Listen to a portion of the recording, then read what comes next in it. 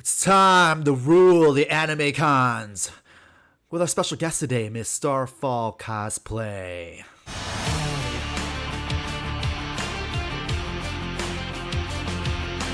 How's it going, guys? Welcome back to the Heroes Forge podcast, where we help millennial geeks, gamers, and cosplayers live their best life and change their worlds. I am Troy Bushido, longtime geek, avid D&D player, Xbox streamer, cosplayer, 2000 otaku. So yeah, Starfall, you're gonna have to catch me up on anime because you are the queen of the anime scene. How are you doing this evening? Not so bad. Feeling busy, but we've got time for everything. Are you sure about that? Because you told me you have three 3D printers running right now. Yeah, and most of them should be done within a couple days, so they get to take a break soon. Oh, thank gosh, thank God. We'll plug your Etsy in on our way out, but just if you could share, what is on the burners? What is on the 3D printers at the moment? Currently, we have a Johnny Silverhand arm from Cyberpunk 2077. Whoa. Yeah. Then from the anime Kill La Kill, I have both a scissor blade and the secret sword Bakuzan that I 3D modeled for some customers. Ooh, that's insane. Then a full functioning set of, well, not like functioning, but like full detail and everything, set of the 3D maneuver gear from Attack on Titan. How did you figure out how to print this? I have to go through and model it, so I kind of think of it on the fly as I'm doing all the designs. Oh, I'm sorry, I cut you off. What was the last thing? Last one is a set of jewelry and shoes for the Monster High character. What was it? Rochelle Goyle, I think was the name. Wow. Jeez. So, how do we even know where to begin with you? You're already cranking these out, taking commissions. How long have you been 3D printing? Oh, God.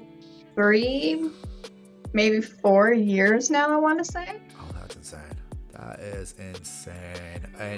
And you've been part of the anime convention scene for a good minute. Like, how long have you been going to cons, and how long have you been actually cosplaying?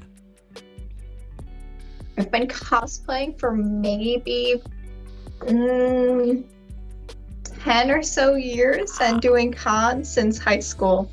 Wow. What, back in those days, what made you want to jump into cosplay back then? Because I know, like, back 10 years, 12 years ago, cosplay was a little bit more niche. It was a little bit more, it was a little less accessible than it is right now. What originally inspired you to try it, and how were those first couple times you're cosplaying? So my beginning story is not like the happiest, and it's not one that I normally talk about. I was taken to my first convention by some friends who are like, hey, you've been down lately. We just want to get you out and help you feel better. The thing that those friends did not know at the time is that was the night I planned to go home and... Oh no. Yep. So like they took me there, and like I was still in like my princess costume from work because I worked at this place where like we had to dress up and play with the kids and all that jazz. Wow. And walk around even just like a generic princess, I was getting like all these compliments and like, hey, you look amazing. And it's like, why are these people being nice to me? I don't understand. Wow, that is amazing. It helped. Does that still kind of help you all throughout your time doing this? Has that still been kind of a bit of inspiration to keep on rolling?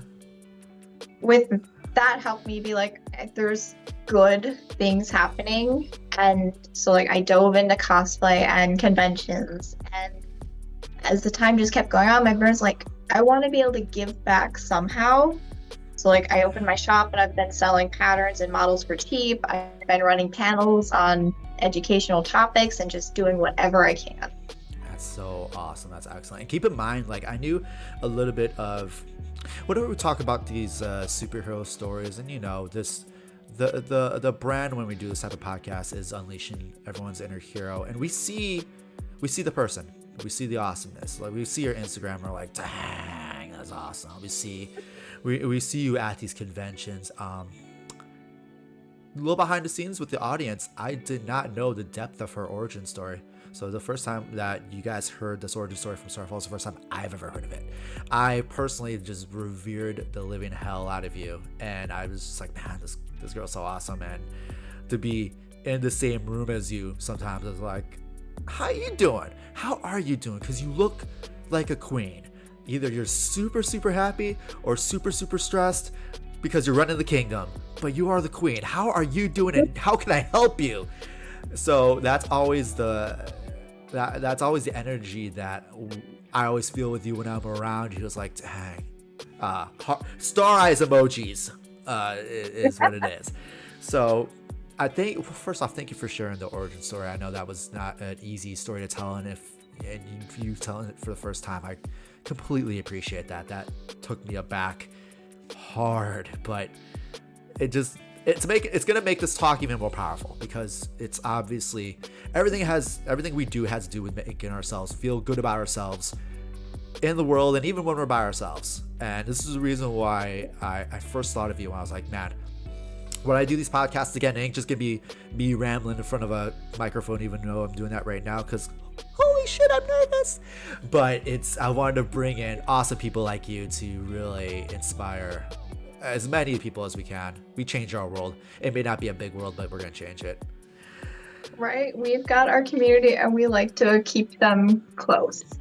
Absolutely. Let's go back to just kind of how the community is feeling. So you've done this cosplay for a very, very, very long time, and how has the scene changed over the years, and how has it stayed the same? What are some of the good things you've seen grow? What are some of the good things you hung on to? What are some things that have come to attention that we have to, like, not fix, but adjust? I'd say one of the good changes is definitely cosplay has become much more accessible to people. Like, there are like hundreds now of companies selling costumes, wigs, shoes, and props, and it's just like, I am so jealous of the kids now, because we did not have that. If you wanted it, you had to make everything from the ground up. And people wondered why I only cosplayed for 3 years. It's because, like, I didn't have, when I went to cons, I didn't know how to sew. It's a lot. It is a lot. So to double back a little bit, and we'll go back into the scene a little bit. But when you first started cosplaying, was it DIY fabric? Were you armoring? Like, what were some of the initial crafts you did way back in the day? The sewing All kit? fabric. All fabric, maybe. I've been sewing for maybe 15 years. Wow, that's insane. Stick into a craft, man. That's do you still do a lot of sewing? Do you still do a lot of your own work, or have you took on things that are available out in the world? I've started to become a bit more 50-50, because like sometimes I'll look at something and I'll be like, I want to wear that, but there's no way in hell I want to make that right now. Yeah. And honestly, it helps, because then it's like, okay, that's a small thing I want to buy. I can buy that while I focus on my contest piece and just roll like that. Yes. It's, and rolling right into that. Have you competed in cosplay competitions and stuff? Because I could have sworn I saw you on stage. I've been competing for, oh god, 7 years now. Wow. And so, has it been predominantly like anime conventions? Have you done like Comic-Cons and stuff like that? Majority anime conventions. I tried a comic convention once, but I didn't like the style of judging comic conventions do, because it's not down to the craftsmanship nitty-gritty. You're right. Because the thing about like cosplay in Western Comic-Con style versus like anime cons, and just being an observer, the art of turning 2D into real life is an art. Like when we see some artists out there like designing these characters, and I'm looking at them like, this was not meant to be worn in 3 dimensions. Pretty much. There's some character designers that it's like, no, screw you. You did this on purpose.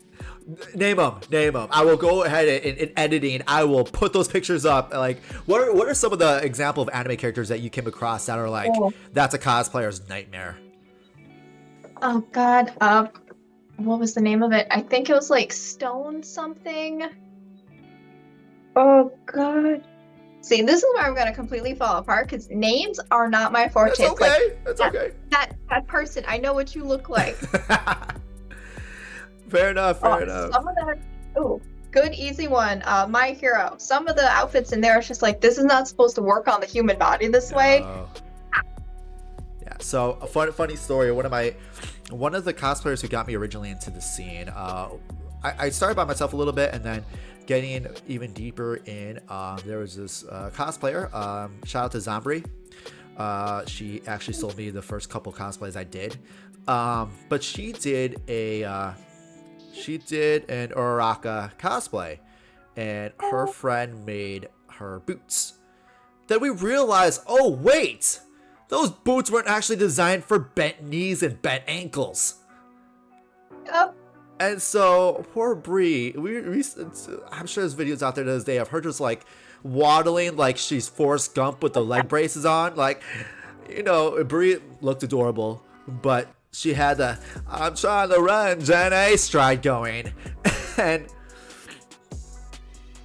yeah, that was one I had in mind. And some of those hero costumes in My Hero are nuts. Like, I personally I wear Professor Aizawa just based on sheer comfort. Like, you look chill. And then there was a time where I was like, I want to wear Bakugo's stealth suit, and I'm like, I don't know how to make the grenade launcher hands. I've got them. I love you them, but you cannot grab stuff unless you go for a very specific angle and just like pop and pick up. The Bakugo stealth suit is my dream cosplay. It's so beautiful. Oh yeah. Well, aside, and keep in mind, we are outline script. We will go off script. We don't have a script, but like, I am so bitter the fact that they only showed like how many minutes over the stealth suits? Like what, 5? 5 minutes. I was so pissed because we were in theaters watching that. I'm just like, I love this suit. I can't wait to see for the rest of the movie. Gone. And I'm like, what the heck? Was that just to sell action figures? What the flying hell? That's honestly what we think. It was just there for promotion. Well, the worst part is like even Captain America, he wore his stealth suit for at least a third of the movie before he switched out. Like, and side note, for those of you who know who the Winter Soldier's that Captain America stealth suit he wore when he went on the boat, that was an awesome suit. It gave me that vibe when I saw the Three Musketeers in their stealth suits, and I'm like, and then nothing, and we're like, but those are good suits. They were so nice. Oh jeez. What's your? Let me ask you this. Going into cons, if we had the convention tomorrow, what would be like the most competitive cosplay, like boom bamboozle cosplay you would wear, just to kind of stop, drop, roll, win a contest, and then what would be the most comfortable cosplay you'd wear? Ooh, comfort. I would say that is currently my version 2 rarity build. Nice. And I can't bring that one into contests anymore because I already won. So, drat. That's how it goes. Most complex. She's not done yet, but I'm still working on the Sunset Dragon Spyro.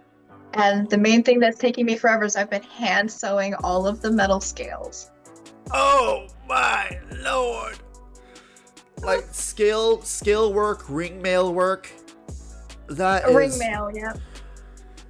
Oh, I don't envy that situation. Shout out to one of my cosplay buddies out there, DCW Builds, who also did ring mail work for 2 Witcher cosplays. One the default look, and then he went to Crown, wearing the School of the Bear armor. And for those who don't have played Witcher 3, School of the Bear armor is some chunky armor. It's you're meant to tank.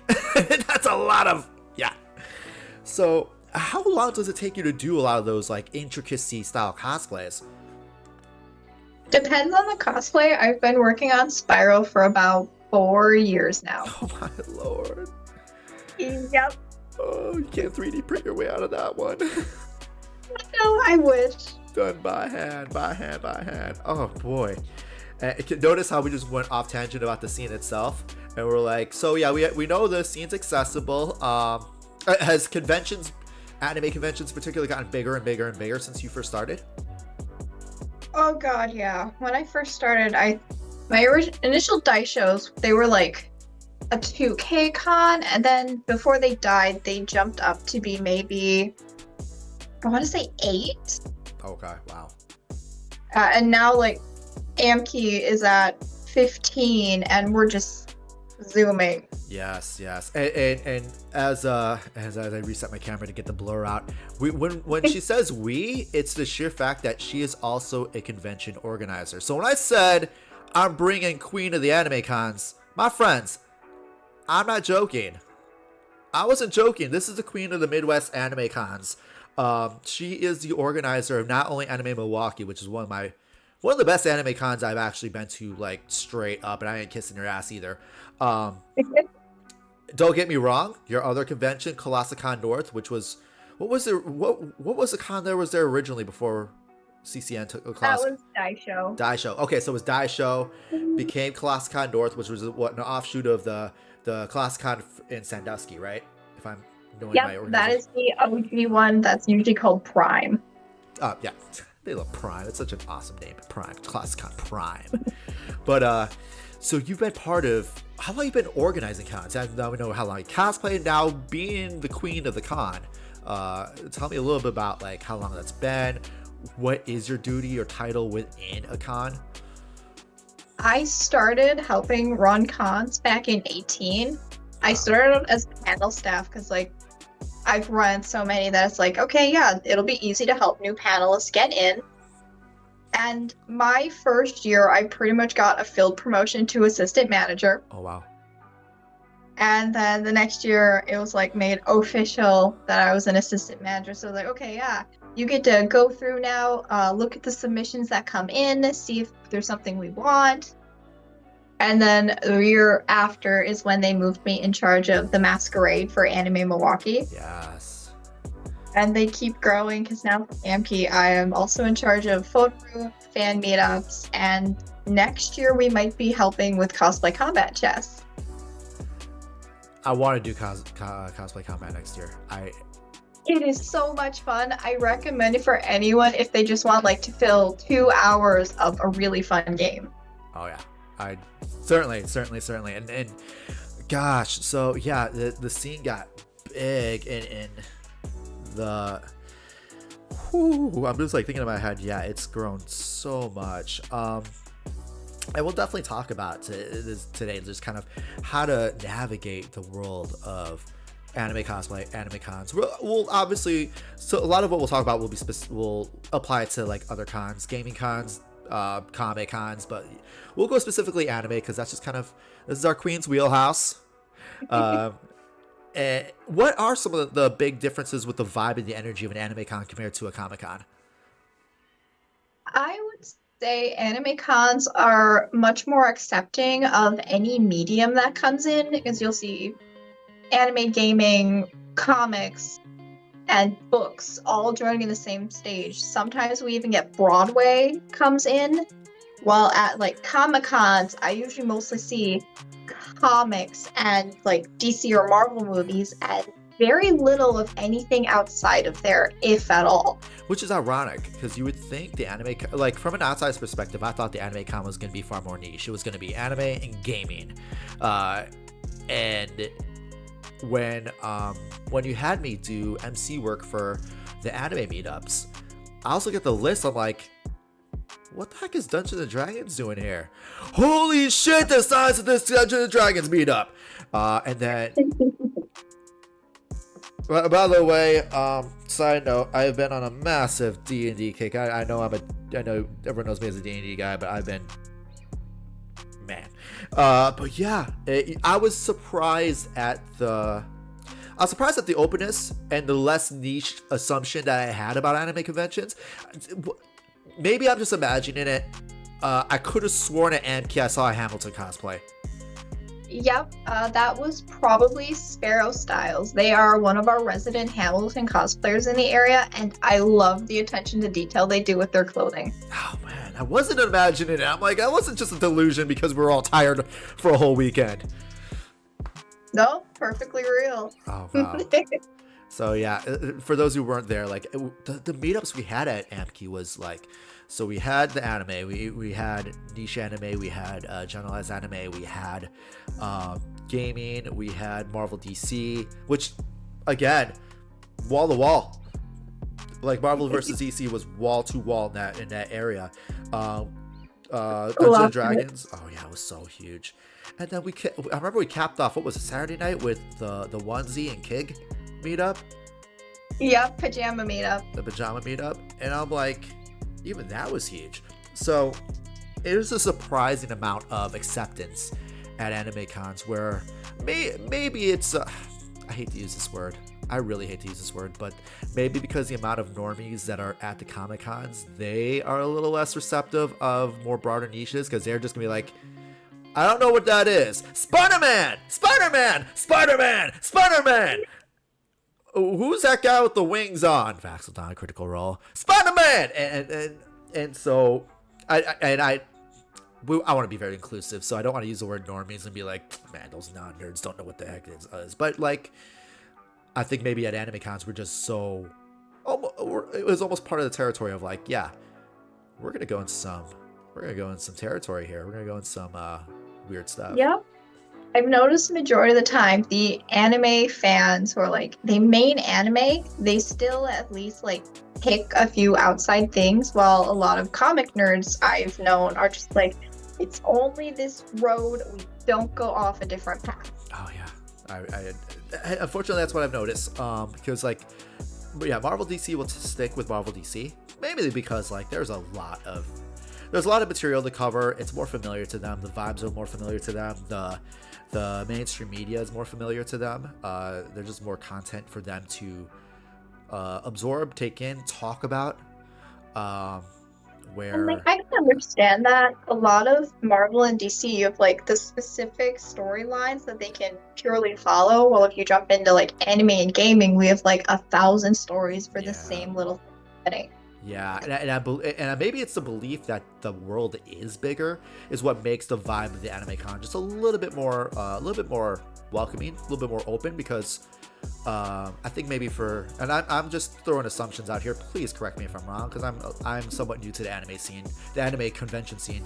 I think maybe from what I've observed, it's like anime fans, they know that they don't know everything.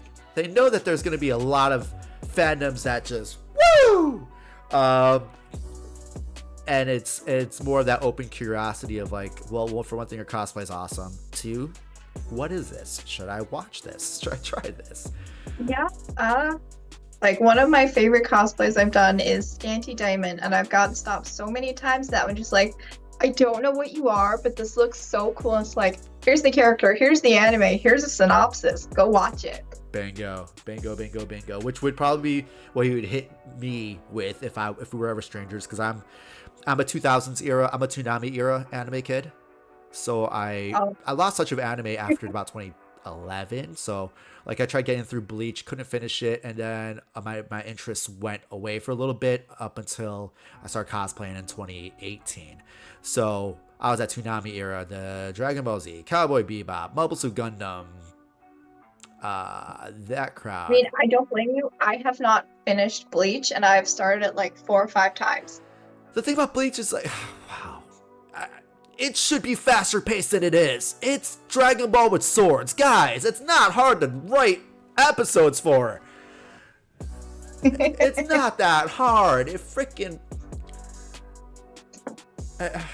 I'm not an anime producer. I'm not the editor. I should not be the one bitching about it. But come on, guys, pick up the pace. Cut somebody.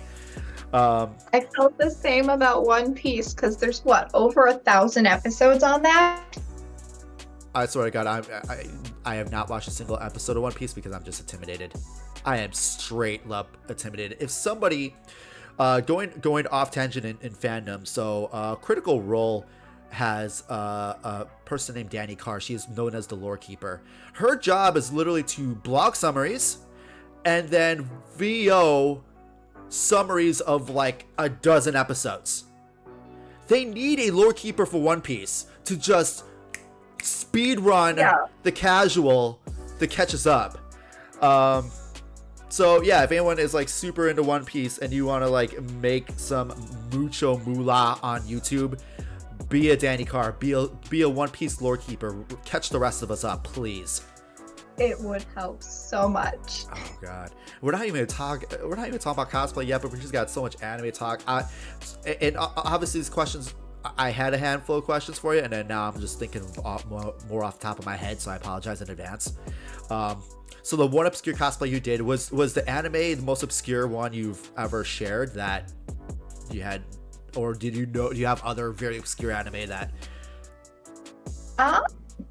I would say Panty and Stocking is probably the most obscure one I've done. It's like Code Geass has its own little cult fandom, so I don't really count that one as like super small. There you go. There was one anime that was obscure that I shared, and everyone was like, "What the heck is that?" So last year I was in a bit of a cyberpunk kick, and this was before Edge Runners came out. So there was, outside of the 80s, cyberpunk anime was very obscure. Like the 80s had their cyberpunk kick, like after Blade Runner, and after that, no more cyberpunk. It was fantasy. And so there's this 10 episode miniseries called Akudama Drive, which is like the first it was a cyberpunk series that came out right before Edge Runners did, and I'm like, look, if you want a Cowboy Bebop punk noir anime where, spoiler alert, no happy ending, except for maybe one, it's Game of Thrones. You're just wondering who dies next. I'm not spoiling much. That's cyberpunk, where it's a complete story. I'd say, yeah, go for Akudama Drive. It has the same vibe as Edge Runners because a fifth of the cast gets the happy ending. Everyone else gets screwed or dies.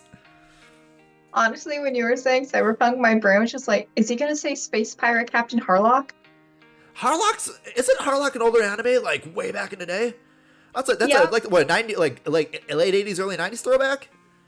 Yeah, it's a favorite of mine though. Oh, I remember watching that on a VHS back when there were video stores. You know, anime at VHS was a little bit tough to find because not even the video stores knew what to do with it. Yep, it just kind of sat there. Yeah. Space Pirate Harlock. Oh my god, that's crazy. And then there's Bubblegum Crisis. That was a crazy one. Record of Lodoss War. See, this is where my anime knowledge goes back. Like, you put me in modern, I gotta catch right the heck back up. But yeah. Oh god, we could talk about that all day. We gotta get back to IRL and get back to the cons, my lady. Whew. So, one of the big reasons I brought you on here was to run the theme of bringing out our inner hero, making us feel great about ourselves, and no matter what environment we're in. I wanted to ask you a few things about not only creating awesome cosplays, beginner advanced tips, but like stuff about body image, things about to make you feel your best, things like that. So, mind if I run through it a little bit? Yeah, go for it. All right. So, we'll go with the practical first, and then we'll go deep. Any like off the wall tips, just either for beginner anime cosplayers, and do you have any like super secret things that could have been events that you just kind of hacked the system?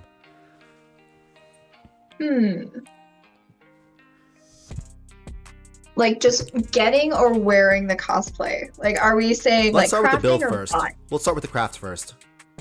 Crafting? Yeah. Make a mock-up and actually work on how it fits your body. That way, when you get to your final product, it's going to look nicer and tailored to yourself. And like not having your seams all janked up is going to make you feel so much better.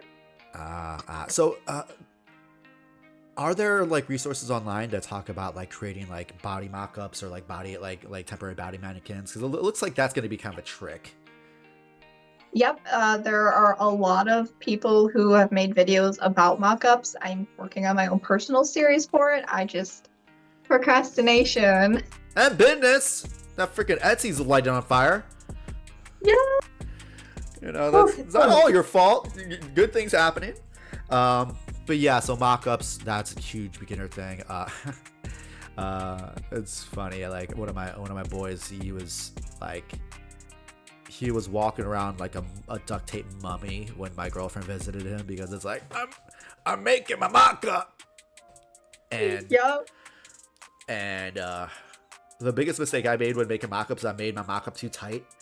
And when I'm trying to scissor out of my mock-up, Alex, my girlfriend, kept clipping me with the scissors. Like, I had tiny little cuts going up my arm. I'm like, it ain't what you think it is. My girlfriend's just popping me with the damn scissors. And I believe it was my fault because I think I either used the wrong tape or I think I used the wrong tape. I used clear tape instead of duct tape. So it shrunk wrap onto my arm. So while Alex could have be a little bit more careful on the scissors, there really wasn't much she can do. It was unless she could just dig a bone saw me out of that thing. That was, oh my god. So yes, mock-ups, and use duct tape. Don't use clear tape. Don't make my mistakes. What are any like crafting like hacks that like everyone seemed to think it was like the hardest thing to do, but you just kind of found a shortcut around it? Corsets. Ooh, talk to me. I use them for so many things, like even like regular items that you don't think would have some sort of corset or support garment underneath it. I generally have one built in underneath. Oh wow. Like I've got one for Danny and Bakugo, and those are just plain bodysuit cosplays. But having that extra support garment just kind of gives me the extra shape and lift that I really enjoy having personally. Nice. That's nobody realizes the power that's underneath certain suits and certain cosplays. From a male gender perspective, even Superman had a little bit of muscle padding in his suit. Yep. And Muscle padding. Plus, I know for him, they actually went in and while he was wearing it, they did some airbrushing just to figure out where muscle placement would be. Yeah, I've heard of that. And don't get me wrong, Henry Cavill was awesome shape as Superman, but like, Woo. oh yeah, ain't nobody. Okay, let me ask you this side tangent: are you a Henry Cavill as Superman fan, or you're a Henry Cavill as Geralt of Rivia fan? I gotta say Rivel because he looked wonderful in those pants. Okay. So yeah, so Witcher, those pants were what? A little bit tighter and a loose shirt, right? Yep. Black on black, ran fair. And it was good though. If I could do a side tangent for us fellas, don't skip leg day, because leg day is booty day. We all love some man ass, okay? We love having it, or we just love it. Yep. Yeah. So, but like, oh yeah, I could definitely see that. And funny story for some of you comic fans out there. He switched personal trainers between Superman and Geralt. When the Rock's management company signed him, they gave him his trainer. So if you ever notice, like in Witcher, why he's just a little bit more built than he was in Superman, like the bathtub scene in the first season, he was a little bit more blocked up, right? It was just me. Yeah, I think he was honestly. Yeah, because and I was like, yeah, it's because the Rock's trainer. Yep, that makes sense. But okay, yeah. So making sure things fit with even inside the cosplay. And making sure that goes well. That's a good thing. That's definitely a good thing to keep in mind. I remember having certain body insecurities without things fitting well with me, and we'll talk more about that in a bit. But so yeah, beginner tip. I almost forgot our beginner tip. Mock-up. advanced hack, mind what's underneath the suit. Yep.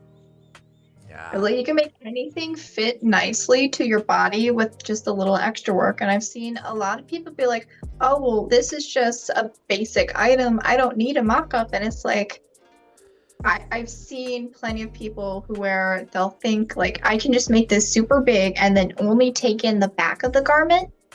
And then like the breast seams are way out the side. Their side seams are way in their back. And you just have this weird triangle. It's like, it does not look good, and it just really skews how their body looks underneath the garment. Ooh. So this is probably going to be more of an intermediate talk too. Not only, even if you buy something, make sure you slap it on the mock-up, mind its form and shape on a 360 perspective. Don't just think. Yep. That makes a lot of sense. That definitely makes a lot of sense. Well, like going into the massive technicals, if you were to assess, like you slap a store-bought cosplay onto your mock-up to adjust for yourself, what are some of the parts that you would be looking at? Like where would the turning points be when you look at your mock-up? So personally, I always have to take a look at bust area to usually take it in just a little bit. And then I usually end up needing to let out my bottoms a lot. So I will always go through there, and when I'm doing this, I'll make sure that I go evenly around every part except for like front underneath. I take out very little and I just let it out on the side so I keep a good lift and just a good hold on the girl so I don't have a malfunction. Oh god. Yeah. No one wants a malfunction. No. Have you ever had one? Oh. Yep. Same. It's not fun. It's not fun. Everyone laughs about it after the fact, and some other people got a show that you didn't really want to give a show, but they ain't fun. Yep. It's like, man, I got charged for that shit. So yeah, body image, feeling good about yourself, feeling good about yourself into cosplays and just going to cons and stuff like that. Sometimes it is tough to feel like good about yourself when like you're in a convention in public.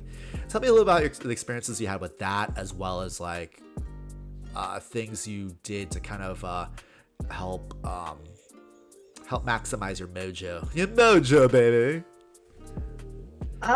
For a long time, I've definitely struggled with weight. It took me until my junior year to get over 100 pounds. So I just try to keep that as like my middle marker of like, you're doing good. You're over this blocker. It's totally fine. But, like, it still gets weird because like you get those people like, you don't look like X body character. And it's like, yeah, nobody does. Have you seen this character? Oh gosh. God. I'm like, ugh. They've done that kind of thing since Barbie. Like, I'm talking early 90s Barbie. Like, we ain't talking about new Barbie. New Barbie actually looks like human. And I'm not even talking about Margot Robbie. I'm talking about the dolls. Like, they actually look human. Like, remember early 90s Barbie? And tiny and just like, where are your bones? Yeah, where are your bones? You basically, each of your boobs are the size of your head. And you wear a size 3 shoe. How are you standing? Going into anime, especially with anime characters, the whole idea of the art is an exaggeration. Just going from a guy's perspective, Dragon Ball characters. God. Like I'm talking like Boo Saga Z characters. I ain't talking about Super. Super looks somewhat normal, save for Broly. But like we're talking like Cell Saga, Boo Saga Z, where these guys, I'm 150 pounds of martial artist. No, you walking around like you're 240. Yeah, it looks like at that time the artist didn't actually do any anatomy studies on like, this is what someone with that body type would actually look like. And how could they actually fight? Yeah. Like, and don't get me wrong. So, okay, we're talking 90s era, just Japanese culture. So let's talk like professional wrestlers of the early 90s era in Japan. They could have been big. They were in the 200s, but none of them were that ripped. Right. So you were either big and ripped, So you have the 3 elements: big, ripped, actually can fight. You get 2, not all 3. You're either big and you can fight, you're ripped and you can fight, or you're big and you're ripped. One of my favorite comparisons is like, let's take some of the characters from JoJo's Bizarre Adventure. I would not consider the way they look to be strong. I would consider them to be like I think it's the Schwarzenegger contest or something. Yes. Of like, they have the look and aesthetic, but they're not going to have the strength of like an actual strong man to do the shit that they do. Exactly. And the thing is, like, shout out to this one anime fitness YouTuber, Jack's Blade. He explained a lot about the toughness, the tough aspect of physique for guys. It's the fact that it was based on whoever artist drew them. You're kind of at the mercy of the artist. And so that's why Henry Cavill had muscle suits. Now we're at the mercy of the anime artists for anime girls. God's fucking help you. Like, oh. None of it is ever realistic. Like, I know girls in real life who have that size of a chest, but they are never up and perky. Everything is always flopped. It's supported. like, oh god, it's Twitch. We could go PG-13 on this. If girls got girls like that, they probably have enough support to be bulletproof. Like you like don't get me wrong, I love the girls. I love girls with the girls. I am that kind of dude. I will just say that straight up. Same. Alex is like, perv. Starfall said same, so bite me. But like, we already know, like your bras are probably made of Kevlar to support you. And on top of that, you know, the tiny waist with the bust. Come on now. The only way I can achieve that is push-ups and padding. Push-ups, padding, and corsets, baby. Yep. And on top of that, the big trend nowadays in perverted artistry is the Bayonetta figure, which is so a 2 on the bust, a 1 on the waist, and a 3 in the ass. Yeah, and it's like yeah, I've met girls who have that nice of a dump truck, but they have to work so hard every day just to maintain it that it's like, this is not feasible on a normal level. Okay, let's talk a little bit about that. Just talk about breaking illusions and taking these physiques and figures back into the real world. We have a couple comments down on Twitch. Tanashia say, waist trainers, I definitely wear tight body covers when cosplaying to push the right stuff in and out. Absolutely, yes. Like, I'm actually wearing one of my compression garments right now because I like the way it helps everything just stay where it needs to be. Yes, absolutely.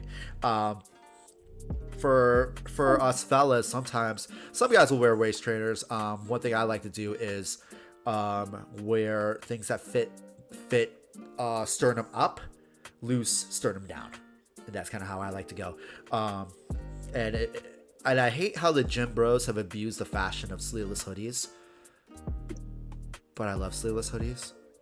Like, shout out to Just Saying Gear. They make a lot of anime based workout apparel, but I only get their sleeveless hoodies because I'm like, you let out what you want to let out, you hide what you want to hide. Yep. And so, okay, yeah, we're talking about the practicalities of the cosplay to help you feel your best. Because yeah, image is tough, and when people see a lot more animated figures, don't see IRL, and people trying to make that IRL and be anatomically correct, or at least anatomically feasible to live, it throws people off. It throws people way off. Have you ever had like an occasional hater, like occasional nitpicker of like, oh my god, your girls aren't big enough, your waist ain't small enough, you're too short? I had it happen a lot with my Scanty Damon because she has massive girls and I am only a B cup at best. So like, even with my push-up, I was still getting the comments of like, they're not enough, and it's like, granted, I was at Bikini Con at Prime, but still, it's like, no, those comments are not appropriate. No.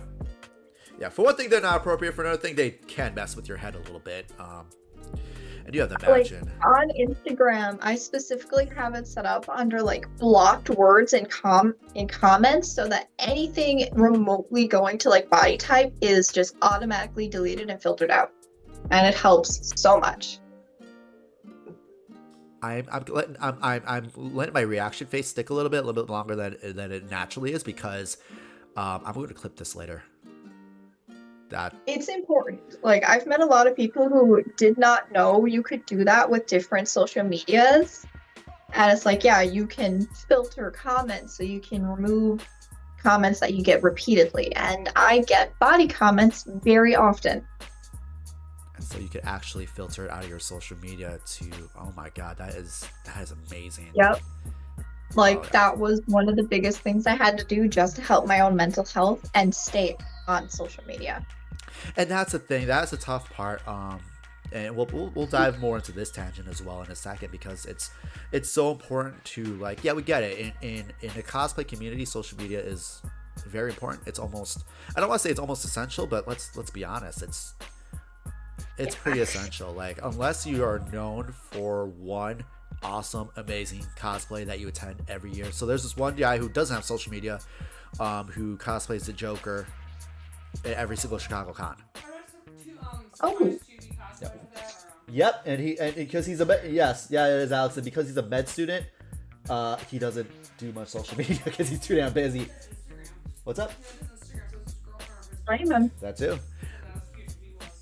too. So like, so let's talk a little bit about that, like how to navigate social situations both in media and offline to keep your headspace intact and keep your skin thick, because you're chinking enough, it starts chipping.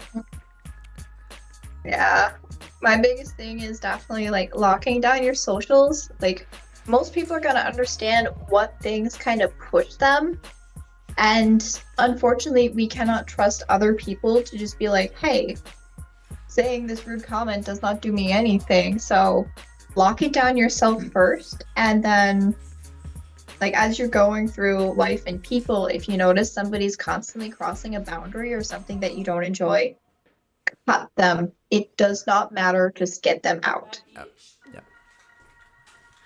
Yeah, so just basically, Starfall said bye. She says bye. So like, yeah, absolutely. Like, cut it out if you're I usually like to say cut the comment, and if they want to bring back the comment, cut the person. Yep. Because there's so many times where I have done it a lot, especially over the last 5 years. And cutting out the people I've removed has helped me so much. Yeah. There was one method that I used to do back in the day. I still do, actually. It makes it both playful but at the same time serious, and I call it calling fouls. If somebody says an over the line comment, first off, you're checking their tonality. If they said it like jokingly or said super casually and they didn't think it was gonna affect you, I'm like, yo, foul. and I'll have that weird look on my face, like, seriously though, not cool. I'll be like, foul. And then that, and if they're like, what? Then you could explain to them, hey, look, that wasn't cool. That got to me, triggered me like this. Most of the time they're cool. They're like, I'm sorry. All right, cool. All right, I understand. My bad. Boom. But like sports, if you foul enough times, you're ejected from the game. Yep. Like, you can't foul the same way twice without getting benched. You can't foul the same way 3 times before the ref ejects you. So, and like, after a while, if you had the talk with a person plenty of times and they just keep going, it's like, okay, you're obviously not going to respect me to not do this. We're just gonna stop here. Yeah, exactly. You have been voted off the island. You have been voted off my island. Going into the comments really quick. Yes, I'm pulling up comments too. Yeah. So it's easier for me me to Yeah, read. exactly. Anthony, wait, you're serious? You get the bad comments. I'm shocked. You should see my Insta. Yeah, it does happen. I get roasted every day because I'm medium skinny, despite having a little muscle. Yeah. Nobody's the both. Oh, let's just say all genders. All genders have really, really, really weird body standards, and it's easier for haters, people who are bored, people who are self-loathing, to nitpick. It happens. For the most part, I like to say that the only two types of people that ever see your flaws are yourself and your haters. For the most part, everyone else is only going to see your strengths, and they're only going to see the best parts about you. And sometimes the best parts about you are things you don't notice or things you take for granted. So going into Headspace, you say manage your socials, manage your people, just put the foot down. Establish a boundary, pop them if they don't respect it. Question from Anthony is, how do you lay out the boundaries? And yeah, please. The best way I can explain it would be background thing on me. I do not allow anyone around me to talk about my birth giver for abuse reasons. I have had people in the past just be like, oh, dude, you're totally acting like your birth giver. It's just like, stop. Ooh. If you say that again, I am walking away and we are not talking ever.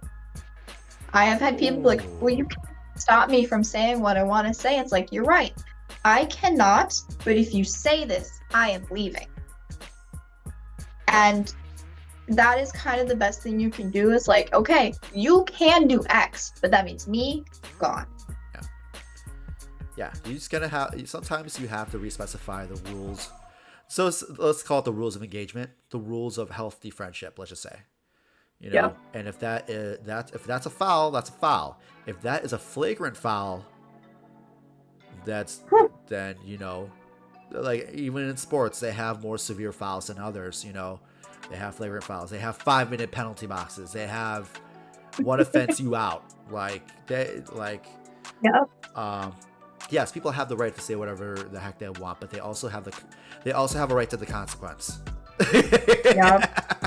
And I've learned majority of the time, the people who will complain about a boundary are upset that they're getting consequences for their actions, not for what's going on. Exactly. And a lot of times that's an ego thing. That's definitely an ego thing, because the ego would want oneself to be able to run around free roam, you know, without any ramifications. That's just kind of how the ego works. So, if either human's a piece of shit or their ego is taken over, you know, you establish that boundary, you know. Any other thoughts about it? You know, we're hot on this one. Let's see, sticking on the body positivity part is find people who will push you and hype you up. Like, I get a lot of people enjoy self-deprecating humor. I do it too, but a key thing is the friends around me will just be like, yeah, you are, but you still pretty, bitch. As like, you are still pretty, bitch. Like, I feel like I'm a little more bloated today. Yeah, but you still cute. It's like, you want people with that energy, because personally, if you're putting each other down in a friendship a lot, eventually it's not going to feel like playful ribbing. It's going to be like, they say this all the time, so I guess they might be right. Exactly. It might be a pot shot. It might be them taking shots, you know, disguised as playful ribbing. And I've had former friends like that. That's exactly how they do. And I would like to say, you gotta learn your dynamic, but at the same time, I don't think that's a dynamic that must be learned. It's like, balance your shit, balance your input. If you are gonna give somebody shit, you better at least give them the compliment sandwich. Be like, girl, why are you working so hard? You still cute though. But yeah. It's like, you know, exactly. Shout outs to one of our mutual friends who hypes the both of us up in a massive way. Haley Stein, our personal feral Tamagotchi. Haley, we both love you. We wanna say, I'm gonna speak for Starfall on behalf of both of us. I shouldn't be mansplaining anything, but we both love you. We both adore you. We both love the way you hype us, the both of us up. And this was a prime example, right? When she said that, I was like, Haley, fucking Haley, fucking Haley. So I'll clip that. But that's definitely a big shout out on that one, and just to drive home the point. Have your entourage, guys.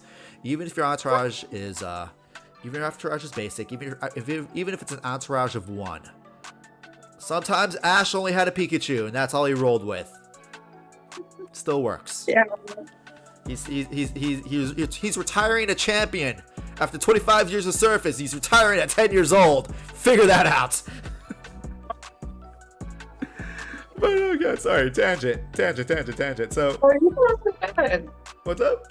Nah, Haley is a person that I love because she follows like one of the rules that I enjoy, which is like aggressive positivity and doing good recklessly. Yeah. It's like nobody gains anything from putting down their friends, so it's like hype them up, make them feel good. Yeah.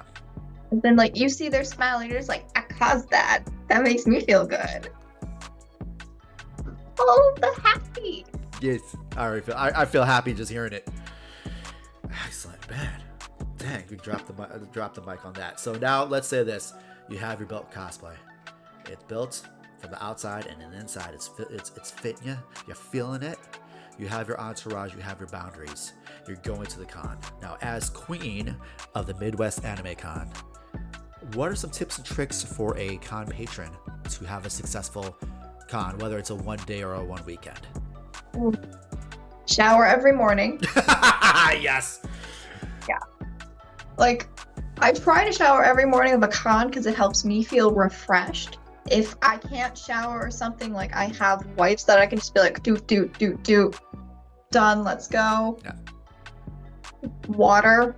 God, what was the number ratio? I think it was 6 to 1. 1 shower a day, at least 2 meals a day, and at least 6 hours of sleep every day. Boom. 1, 2, 6. You're not. If you're hangry, thirsty, migraines, self-care helps your con experience just get so much better. Absolutely. All right, let's reiterate that for the clip. 1 shower, 2 meals, 6 bottles of water. Night showers for the win. You know what? If you're at a con and you're staying at the con hotel, you ain't paying for the damn water bill. Do 2 showers. Right. I get it. You want to rinse off the day. At the same time, also, yeah. Hot water at a hotel. It's so nice. Oh yeah. Get that hotel water steamy. Yeah. There's been many times where we've done refreshers, like how there's always a con after party. There's been friends of mine. Shout out to Michael and Laura of Cos Meetup, who are big advocates of the hotel pool. Just they feel ran down after a day at the con. I remember Laura herself, she's like, find me a pool, let me get into the pool. Okay, I feel happy again. And yeah, a night shower, sure, it's practicality, but that's that feeling of buoyancy and water after a con day. I'm not saying I do that all the time. I have done it on a couple of times that I roomed Michael and Laura, and I see that. Like, any way that you can refresh yourself and give yourself that pit stop, huge. What else? No, you're the queen. You've seen cons in and out, and you've seen the ugly, you've seen the beautiful. What have you learned from all that? As a con goer, reading a con's code of conduct. Like, every con has different things that you can and can't do. Yes. Like AMKE, stickers and passing out food are not allowed at all. Because, well, people like to stick stickers where they shouldn't belong. We get charged for the damages. which honestly, that one is like a common sense respect thing to me, but it still happens. And then like I recently went to Detour for the first time, and we had people walking around and they're allowed to hand out food. They're allowed to help each other with like waters and stuff. And it's just like, aren't you gonna get in trouble? No. Are you sure? So yeah, it's different for every single con, every single state, every single vibe. Yep. In fact, I think weren't there different rules at ClassicCon North compared to AMKE? Cosplay wise, I actually rewrote. Well, this is a fun one. I was initially brought into the Colossals because their board of directors was like, hey, you do a really great job at AMKE. Can you help us see where our contest needs to improve? Ooh. So they brought me in as a judge, and like, this was wild because they paid for everything for me, travel, hotel, all that jazz, and they were just like, see how we do things and tell us how it's going. Like, I got to audit all their things, go through their rule book, their codes of conduct, and it's like, you guys are missing a lot of things, and there's stuff you're letting happen that are against your rules, so rewrite all of this. And honestly, I used Anime Milwaukee as a base because personally I love our rulebook and I think it's one of the best you're gonna find. Boom! Boom! We have it locked down. It is airtight just to help the contestants have a good time while also letting us shut down any bad behavior instantly. And like that year, I saw a lot of bad behavior between contestants that it's like, yeah, I was the runner. You both would be gone for what you're saying. Yeah. So like I gave that to them. They made updates, and now like at least those ones are all connected in the rulebook, so that you're gonna have the similar time at each one. So if I'm understanding the story correctly, basically you were brought in, you saw what was wrong, you overhauled it. It got spicy before it got better. Yes. Okay, that makes a lot of sense. And like there's still stuff that needs to be fixed, but thankfully majority of it is on like staff relearning how to roll with the new rules. And it's like, it's gonna take time. When changes happen, you're just not gonna adapt in an instant. Yeah, and a lot of times with change, adaptation is an effort, you know. When you're usually on autopilot, that you got like think about it, like, oh wait, I have to do this now. And I've noticed that, you know, the convention rules of conduct different at AMKE compared to different from ClassicCon. It did. Now in retrospect, I'm like, yeah, I did see some similarities. Maybe I didn't notice them because the layout of the whole con was different. Because Kalahari and Milwaukee, whoa, that was different. Two different worlds, but it was still a fun time. So different.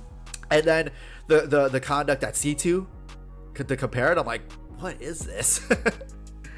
C2E2's contest is just a whole nother level of wow. As a runner, and you know what? Hey, screw Repop. I don't care if they offended. Good, bad, or ugly. Wow. A very good wow, especially comparing this year to their previous year. Got it. Okay.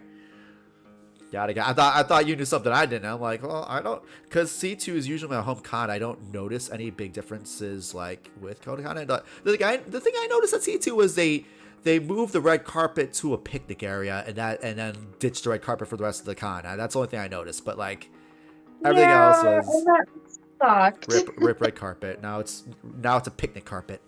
But yeah, with Kodokan and stuff like that, it looks like they were starting to get better. Maybe it was just COVID. Who knows? Maybe it was just, hey, the pandemic was a catalyst to change things as life is. Well, honestly, with how the pandemic affected cons and just the way they returned was really weird. Like, I'm afraid to say the name, but I know you can also bleep it out. Go for it. Like Whole Wheat Pete. Oh, jeez. See, you already know. And it's like, sure, online watching that kind of stupidity can be funny, but the moment he brought his antics and the only honest word I can use is assaults to a con is when it's just like, no. Yeah. And unfortunately, because of like online stupidity like that and people seeing it connected to con scene, it has become a bit more widespread to where our codes of conduct are needing to be like nailed down even harder. Oof, yeah. Yeah. And it's also going to hurt the good con-goers too. Well, that's the weird thing. It's like, again, I don't want to use the word normies, but like an outsider trying to put an outsider's perspective on a niche for the sake of comedy. Like that's me going to a bodybuilding show and going to be like, oh, look at all these meatheads. Keep in mind, I worked in fitness for 15 years. All right, so I've always been the tiny guy in the fitness world. But you take me to freaking Arnold Sports Festival, and if I acted like that at the Arnold, yeah, you know, and I'm glad the codes of conduct are there, and especially for those who are new to con scenes, look them up. There's some surprises there, and a lot of times, some surprise rules are interesting because if you do get curious as to why that's a rule, there's usually really an interesting story behind it. If you know an organizer and you're new to the con scene and you see a really weird rule, you could go up to your organizer and like, why the hell is this a rule? And they'll probably tell you a really crazy time. And like I talked to one guy, it's like, hey, like, weird question. Why don't you guys allow drones in this area? And he's like, we had one set off a sprinkler. It damaged a lot of the arcade. Oh no! So drone popped the sprinkler. Sprinkler fried the cabinets. Yeah. I'm surprised someone got electrocuted to death.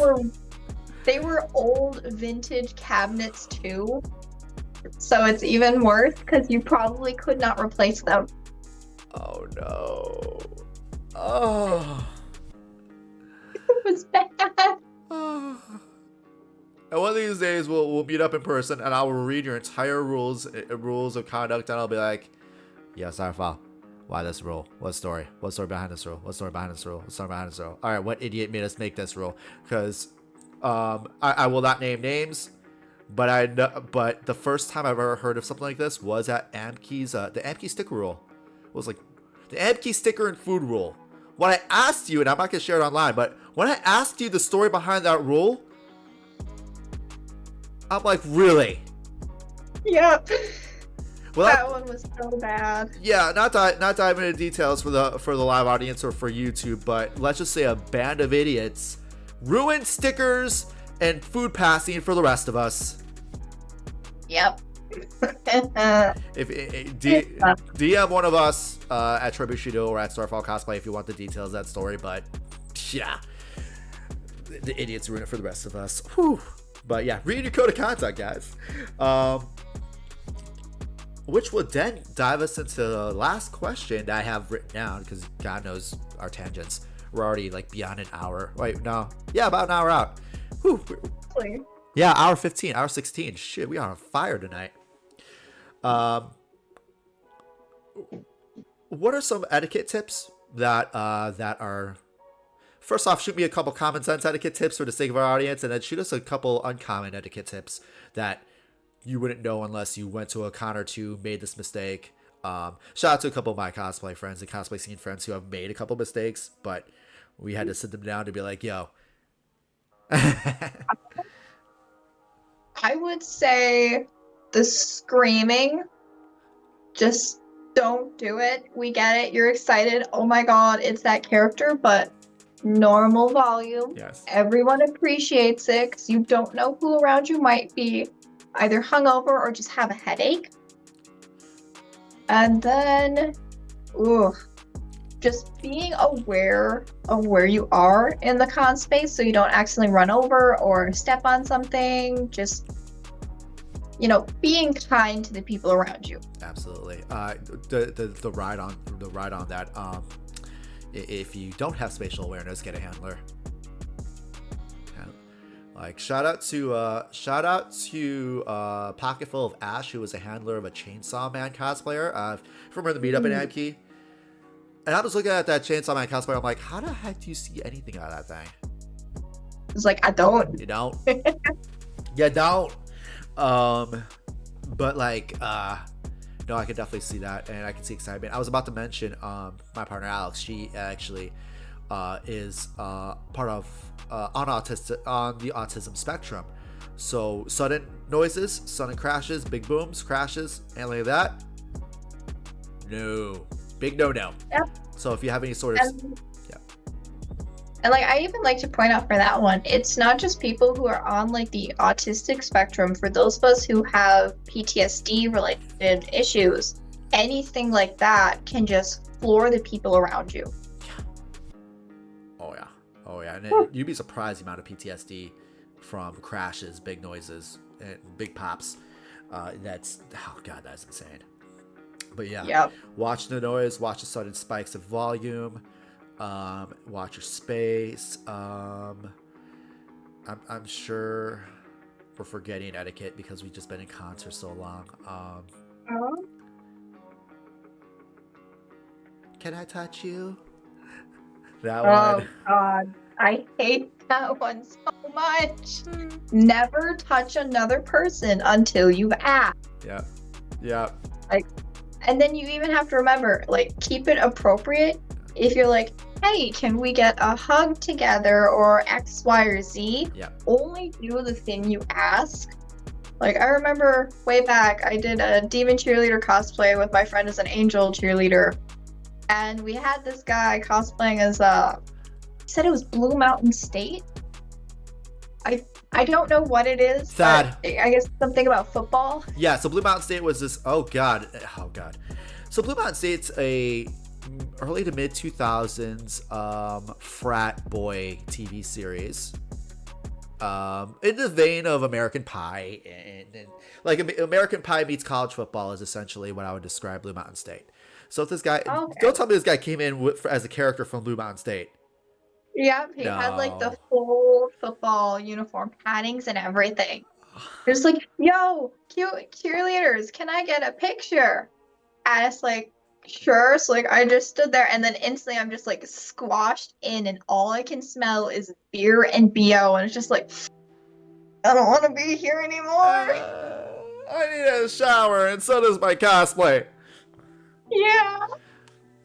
Beer and BO from Blue Mountain State. That sounds exactly on brand. And I'm sorry. I apologize for that situation just for the sheer fact of like I'm getting flashbacks to that show.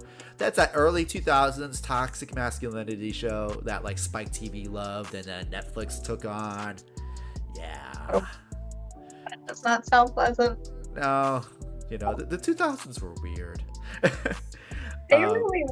They were weird. So yeah, definitely when it comes to like physical contact, definitely ask permission. Line of sight. Going back to my partner, Alex, she has, because of her sensory issues, the one thing she doesn't like, even with platonic friends, is phantom hugs. So don't walk up behind her for a hug. Like you can be best friends, and you will ruin it by giving her any phantom touch that she doesn't see coming. Nope. Might as well just assume that with anybody, because right. Remember, have you ever seen those awkward situations of like just somebody just touching you from behind? At first you're like, ooh, how you doing? Oh, you are not who I thought you were. What the fuck? Yeah. God. Anthony, wait, what show has toxic masculinity? Oh, what show doesn't in the 2000s? We are talking Blue Mountain State. We are talking... I blocked out most of those toxic masculine shows in my head. I don't want to throw Entourage under the bus because at its heart it was a good show. It was a wholesome show, but it had edges of toxic masculinity back then. Most of the American Pie series. Euro Trip. Scotty does it. No, that Fiona and me. Yeah, so... was this Blue Mountain State cosplayer at an anime con with a Blue Mountain State cosplay? Yep. What? I said we were. That was Daisho 19, the very last one. Oh boy. Jeez. Okay. Well, now that you are the queen of ClassCon North, the reincarnated Daisho, we're gonna make it good. We're gonna make it powerful. Yeah, and before we drop the mic on today's evening, first off, Starfall, thank you so freaking much for not only coming on this show, helping me relaunch the podcast and bringing in your people, and for those of you who knew Starfall before meeting me at this show and on this stream, thank you so much for coming on and supporting your girl. It was pleasant to meet all of you guys. I hope to talk to you guys soon.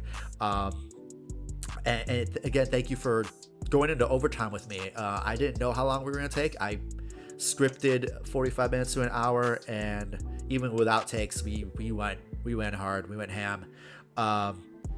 And let's do some plugs. First off, where can they find you on socials? I am on pretty much every social platform. Whether I use it consistently is the problem. Twitter.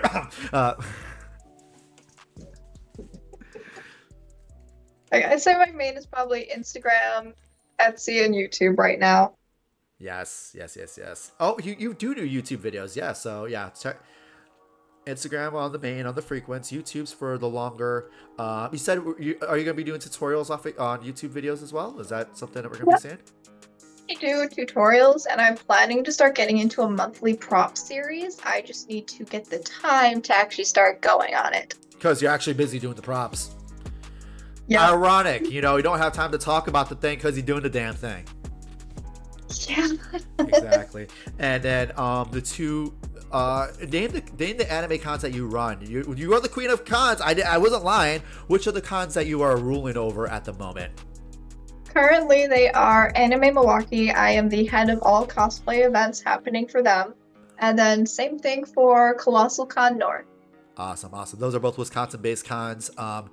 Or AMKE in Milwaukee, obviously, and then Wisconsin Dells Kalahari Resort. Do you have an estimation of the dates of those cons?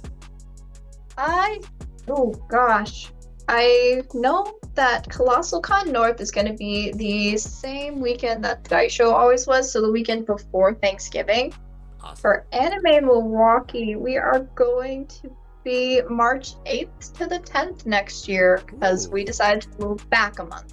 That's fine. Let the con scene spread out a bit. Jeez, let's get some breathing room, people, because we got a lot of cons. So many cons, so little time, so little budget. Yeah.